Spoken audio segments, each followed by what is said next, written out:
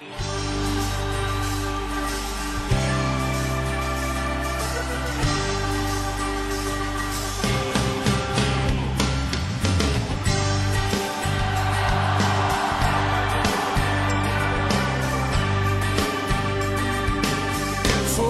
el pueblo de Dios. Israel por fin es un reino sólido.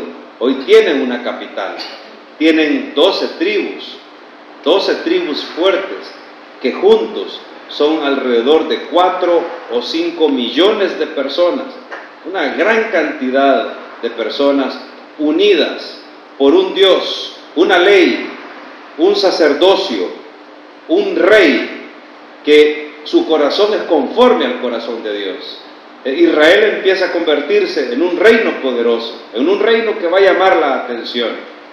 Pero el arca de la alianza, un símbolo de tanta importancia para los israelitas, está en una aldea, en un lugar donde ha sido resguardado por mucho tiempo.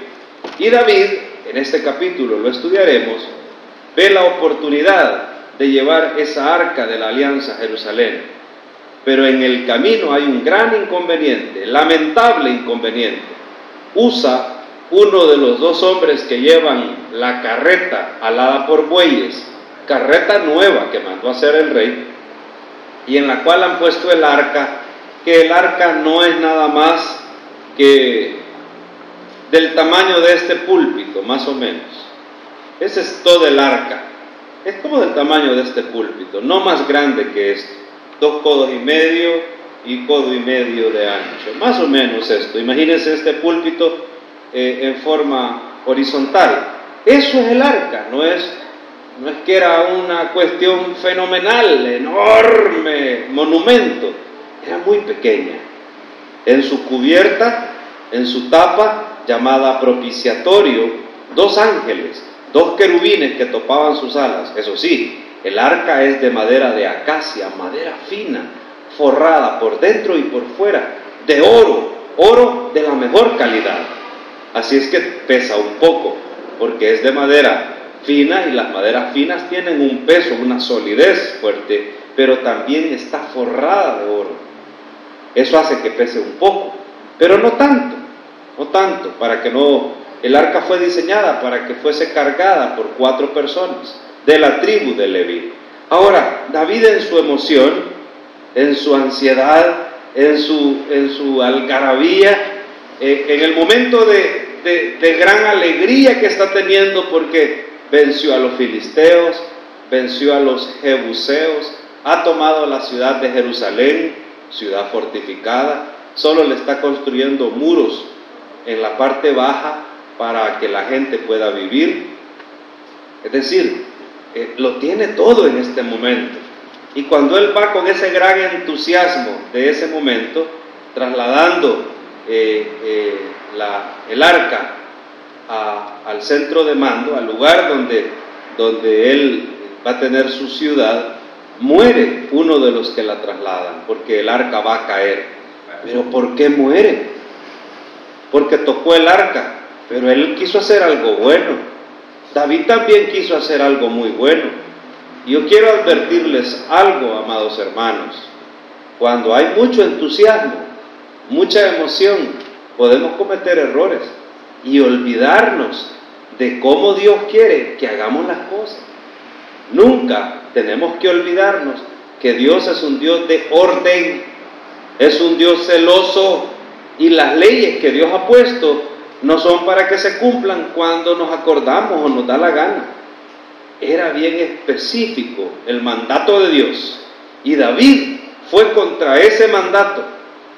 Es más, interpretando este texto, el Señor Jehová, a quien perdonó fue a David,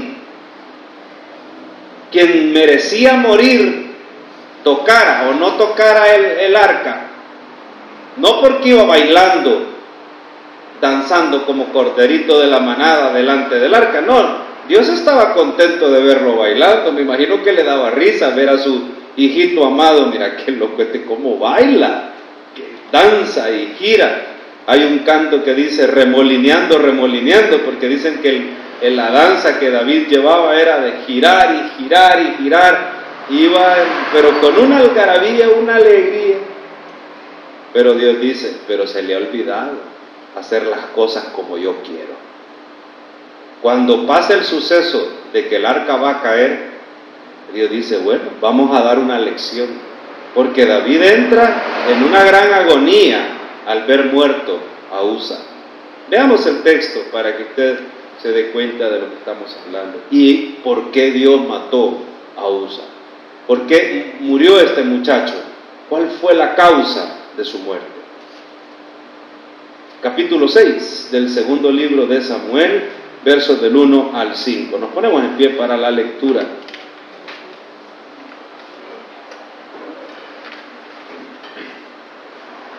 Amén. Lo tenemos. Dice así la palabra del Señor, la leemos todos. David volvió a reunir a todos los escogidos de Israel, 30,000. Y se levantó David y partió de Baala, de Judá, con todo el pueblo que tenía consigo, para hacer pasar de ahí el arca de Dios, sobre la cual era invocado el nombre de Jehová de los ejércitos, que mora entre los querubines.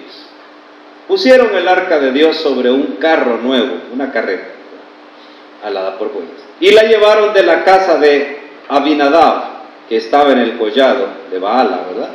Y Usa y Ahío, hijos de Abinadab, guiaban el carro nuevo. Donde había estado el arca reposando, este señor Abinadab tenía 2 hijos, Usa y Ahío, y ellos guiaban el carro, ¿verdad? Verso 4, y cuando lo llevaban de la casa de Abinadab, que estaba en el collado con el arca de Dios, Ahío iba delante del arca, y David y toda la casa de Israel danzaban delante de Jehová con toda clase de instrumentos de madera de haya, con arpas, salterios, panderos, flautas y címbalos, una orquesta sinfónica. Verso 6, cuando llegaron a la era de Nacón, Usa extendió su mano al arca de Dios y la sostuvo porque los bueyes tropezaban.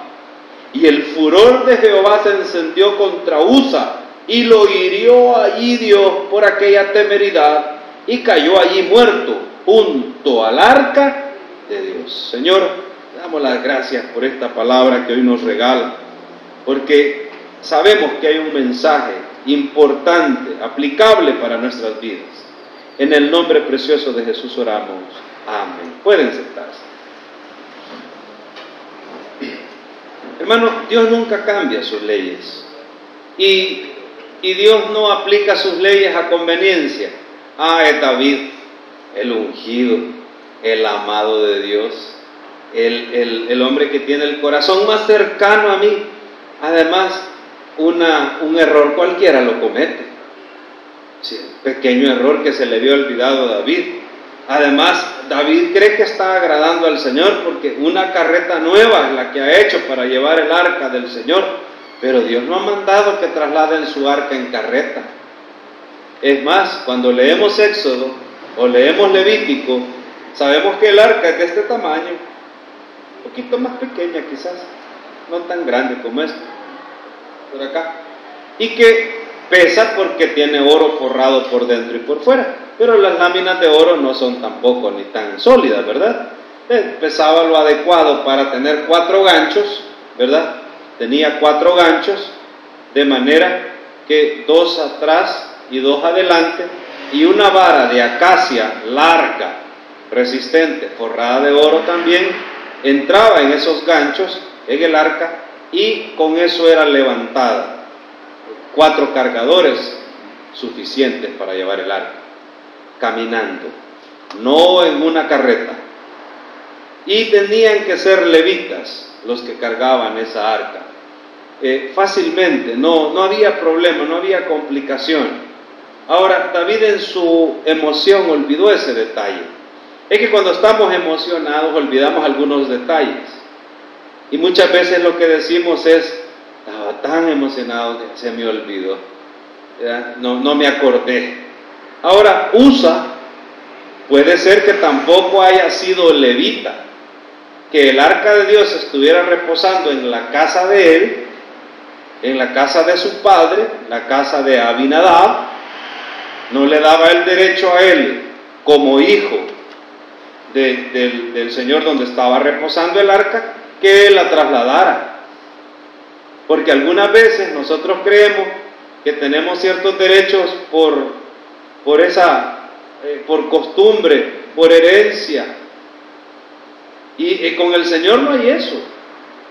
El liderazgo, la tribu de los levitas, el pastorado, el sacerdocio, los profetas, no son los que quieren, son los que Dios ha llamado o los que Dios ha designado para ese oficio. Y en este caso, pues parece que como son los hijos de Abinadab, ellos dicen, nosotras la vamos a cargar, vamos a guiar los bueyes. Y David está tan emocionado por llevar el arca a la ciudad santa. De hecho, David tenía en sus planes conquistar esa ciudad porque era el lugar más estratégico en todo Israel. Y él sabía que el arca de la alianza era un botín apetecible para los enemigos de Israel. Los filisteos ya la han robado. ¿Quién sabe que la robaron en la época de los jueces? Y la fueron a poner al templo de Dagón, un ídolo filisteo. Y Dagón amanecía tumbado boca abajo todas las mañanas. Dagón estaba así y amanecía tumbado como adorando el arca, hasta que los filisteos dijeron, miren, manden a traer esto, nosotros no lo podemos tener aquí. Pero todo el mundo quería robarse el arca, todavía la andan buscando. Hubo un director de cine, Oliver Stone, no sé quién, hizo una película, o Indiana Jones, el actor, pero no sé quién hizo la película, En busca del arca perdida, y todo el mundo anda buscando el arca, porque esa arca es el símbolo máximo de Israel, de la unidad religiosa, de la única nación monoteísta sobre toda la tierra que existía en esa época. Era un símbolo que además tenía su valor histórico, pero su valor porque la nación la apreciaba tanto. Entonces David piensa, ya que tengo la ciudad fortificada de Jerusalén, ahí construiremos el templo al gran Dios, porque Dios no tiene templo, hermano. Salieron de Egipto en el año 1450. ¿Anduvieron cuántos años en el desierto? A ver si son buenos para sumar. Respóndanme pues, hermano. Aquí preguntamos en esta iglesia, ¿cuántos años anduvieron en el desierto? 40 años. Y de allí entraron a la tierra, ¿qué? Prometida. 300 años de conquista de la tierra prometida, más la época de los jueces. 300 más 40, ¿son cuántos, hermanos? 340. Hoy réstele a 1450, 340. Haga la operación matemática. 1110. Ahí empezó David. ¿Cuántos años pasaron, hermano? Casi 400 años. ¿Había templo? No. ¿Y el arca dónde estaba? En la casa de un fulano. El arca de Dios, el símbolo más santo, que tenía las tablas de la ley que Dios le había dado en el monte Sinaí. ¿A quién, hermano? A Moisés. Un tarro de maná que nunca se arruinó. Estando dentro del arca, ese tarro de maná estaba recordándoles al pueblo de Israel que Dios los alimentó 40 años en el desierto y que el alimento que viene del cielo es perfecto y es el que necesitamos. Y además estaba una vara, la vara de Aarón, que echó flor, la vara de Aarón florecía. Esos eran los símbolos. Y esa flor de la vara de Aarón dicen que tampoco se secó nunca. Era como una cosa milagrosa que todos querían ver, pero nadie podía hacerlo. Y tanto tiempo sin templo, y David ni construyó el templo. David logró llevar al fin el arca a Jerusalén cuando entendió su error. Pero fue Salomón, su hijo, quien construyó el gran templo de Jerusalén, el primero. Pero veamos los errores de David. Primero, carreta. Dios había dicho ¿qué? ¿Qué había dicho Dios para trasladar el arca?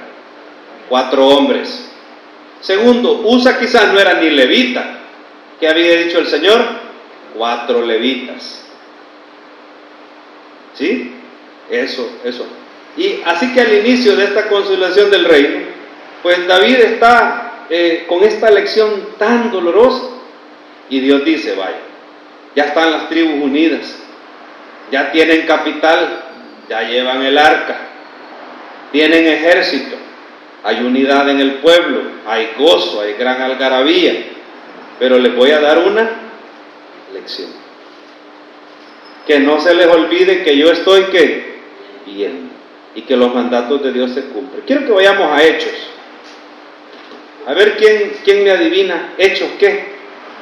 No adivino, de brujo, sino quien es tan bueno en Biblia que me dice a qué texto voy.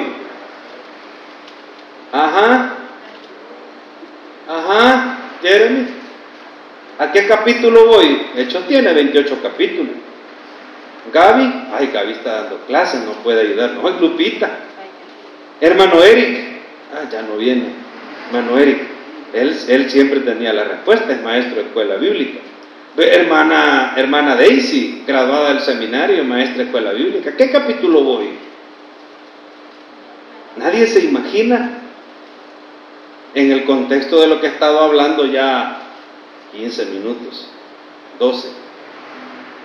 Capítulo 5 del libro de Hechos, Ananías y Zafira, al inicio de la iglesia, cuando ya el Espíritu Santo había venido sobre su pueblo. Ananías y Zafira cometieron un pequeño error, vendieron una propiedad en $100,000 y dijeron, vamos a dar 50 y vamos a decir que eso fue lo que la vendimos, nos quedamos con la mitad y nadie se va a dar cuenta. De todas maneras la propiedad es nuestra y le estamos dando $50,000 a los apóstoles. Pero mintieron diciendo, en esto vendimos la propiedad. Una pequeña mentira.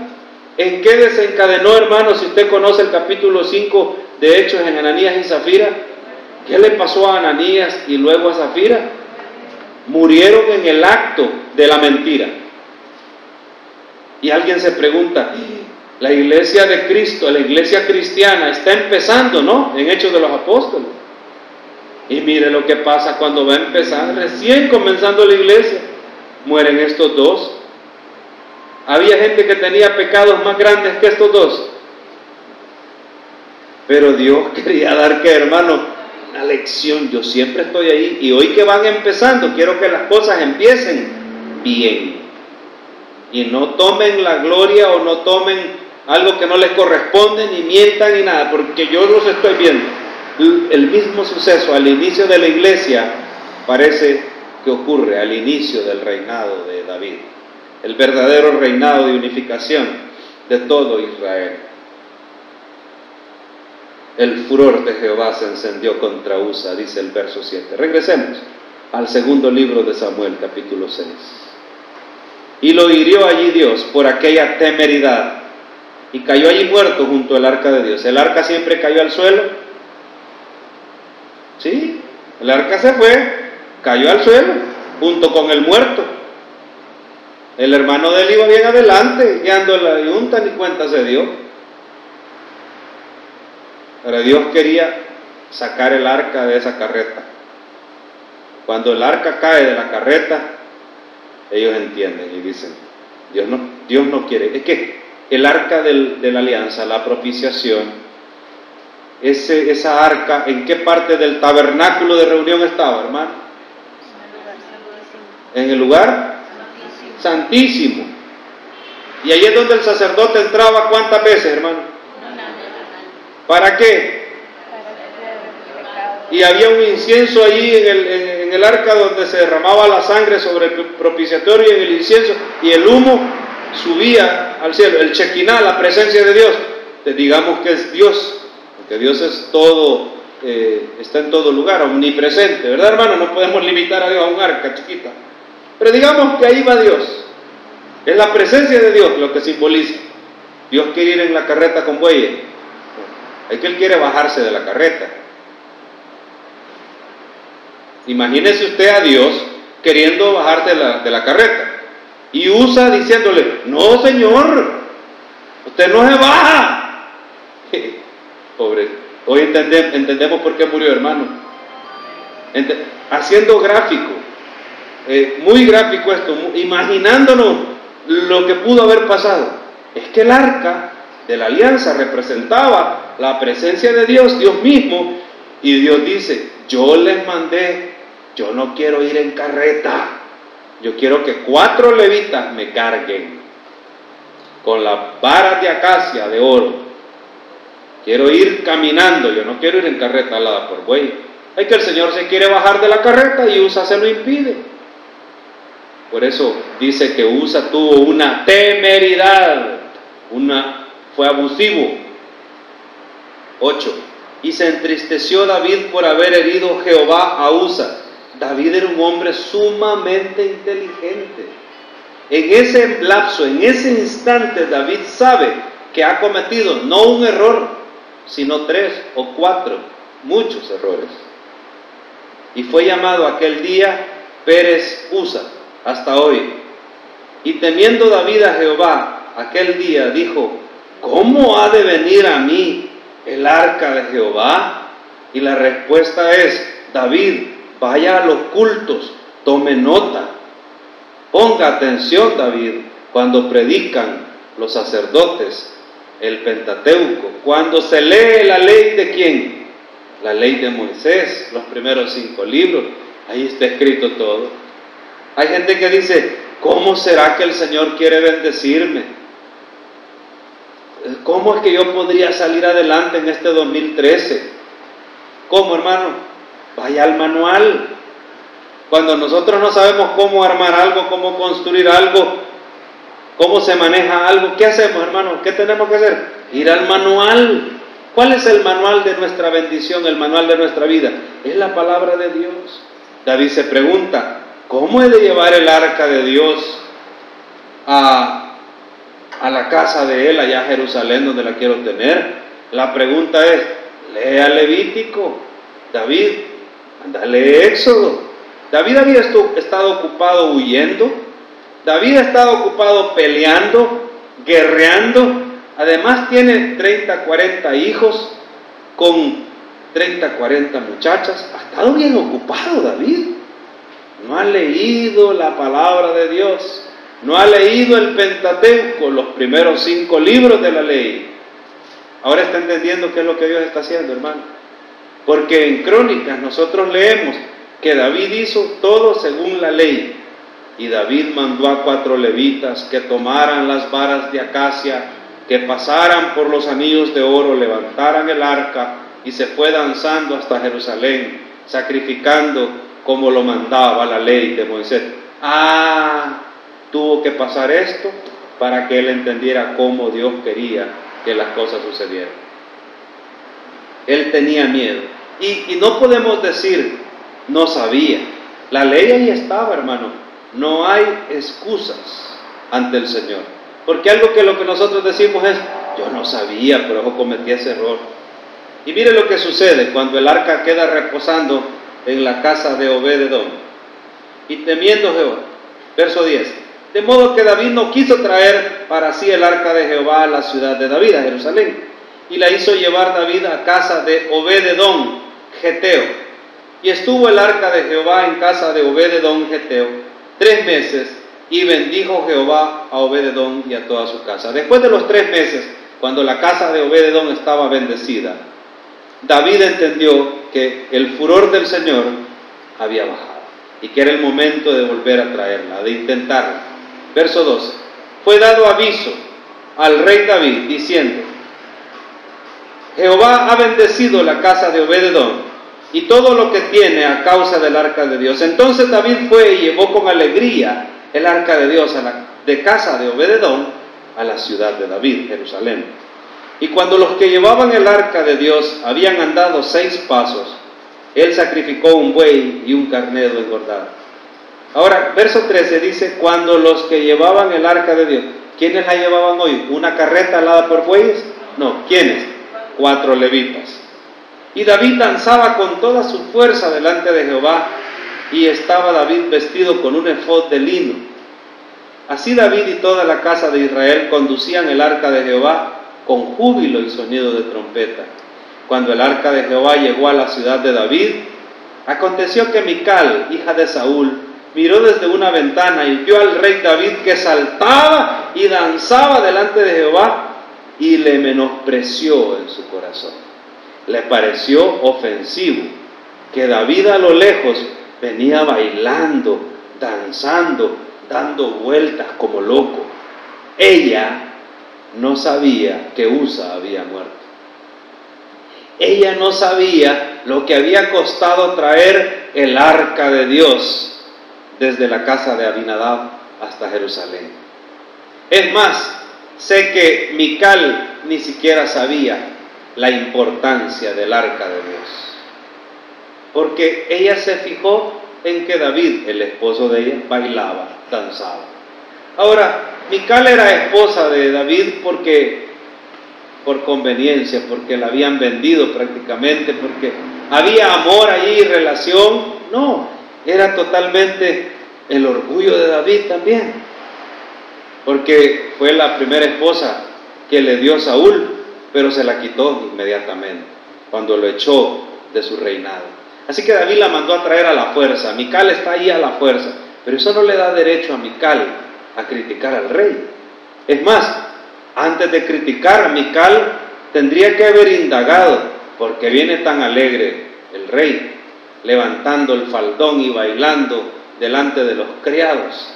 Porque Mical también era una mujer a la cual seguía mucho el protocolo real. Había sido bien educada en eso. A ella le parecía ofensivo que David bailara frente a las criadas y a los criados, o estaba celosa, pero no lo quería, y si no lo quería no podían ser celos, era crítica pura. Veamos ahí, ¿qué pasó? En el verso 12 al 15 vemos cómo David iba bailando, danzando. Verso 17, metieron pues el arca de Jehová y la pusieron en su lugar en medio de una tienda que David le había levantado ya en Jerusalén, y sacrificó David holocaustos y ofrendas de paz delante de Jehová. Había júbilo, sacrificio, trompetas de Dios. Y Mical estaba viendo de lejos. Hermanos, antes de criticar, tenemos que indagar. Antes de poder dar nuestra opinión sobre algo, lo más importante es que averigüemos qué pasa, que veamos el contexto, porque usted puede criticar sin saber y puede estar perjurando, puede estar haciendo haciendo una ofensa total. Hay personas que pueden ser que un día, ustedes ven, mi hija mayor ya está grande, María Fernanda ya está grande, y yo me veo tan cipote que casi de la edad de ella me veo, ¿verdad, hermano? Es alguien que no me conoce, puede ser que un día yo vaya que me presten un carro descapotado, ¿va? Y voy con las dos niñas ahí, y como me ven casi de la misma edad, dicen, vimos al pastor con dos mujeres, ¿sí? De su edad casi, ¿verdad? Uy, mire qué hombre, y empiezan a hablar, no eran mis hijas, es de para que me veo tan joven, ¿verdad? Imagínense qué hombre, que no sé qué, que allá, ahí lo vimos, y empiezan a hablar, pero yo no soy nada comparado con el rey David. Ahora, Mical vio desde dónde dice que vio, desde lejos, desde la ventana, y le menospreció en su corazón, dice la palabra, hermano. Ahí había algo en su interior bien feo. Lo que Mical tenía era una amargura, un odio, un rencor, que ella no hallaba cómo sacar ese rencor que le tenía a David por haberla sacado de allá donde estaba bien tranquila y la trajo a la fuerza a Jerusalén. Es que a mí me la dio Saúl, mía, y ella le entregaron a otros, pero es mía y la mandó a traer a la fuerza. Ella tenía un rencor, un odio contra David.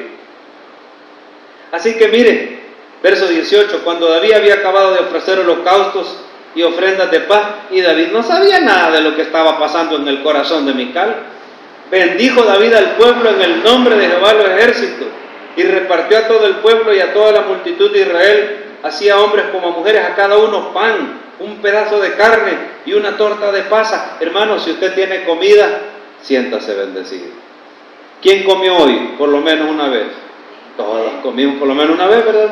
Nosotros estábamos trabajando hoy en la brigada médica y llegaban las 11, llegaban las 12 y todos los servidores acá, y de repente alguien trajo una carnita, preparó un arroz, se compraron tortillitas, apareció una comida por aquí, una comida por allá, y cada servidor cuando terminaba su trabajo iba a comer ese delicioso lomo o esa deliciosa comida que estaba ahí preparada. Y eso es que, hermano, bendición. Hay personas que dicen: ay, yo como estoy esperando. ¿Qué espera, hermano? Estoy esperando la bendición de Dios. Y uno lo ve bien gordito y dice: hermano, ¿usted comió? Sí, hermano, yo como todos los días, hasta 4 o 5 veces, porque hay unos que no comen 3, 4 o 5. A media mañana algo para lograr llegar a las 12, y a media tarde el café con pan que nunca le falta al salvadoreño, más si es semita mieluda de la San Juan. Uy, ¿verdad, hermano? Y está esperando la bendición, dice. Y cuando dice que está esperando la bendición, quizás quiere un carro 4x4, oro, joyas, un reloj Rolex, $20,000 de que le caigan en la bolsa. Porque, hermanos, somos bien materialistas y se nos olvida que Dios nos bendice todos los días. Nos bendice Dios. Abrió los ojos hoy usted, que se despertó en la mañana y respiró por sus propios medios. Ya eso es una gran bendición.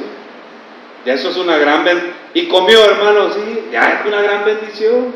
Y David dice que bendijo a todo el pueblo y les dio, mire, les dio una porción de carne, de pan y una torta, hasta postre les dio, una torta de pasas. Hermano, comer con postre, esa es una bendición tremenda. Engorda, ¿verdad?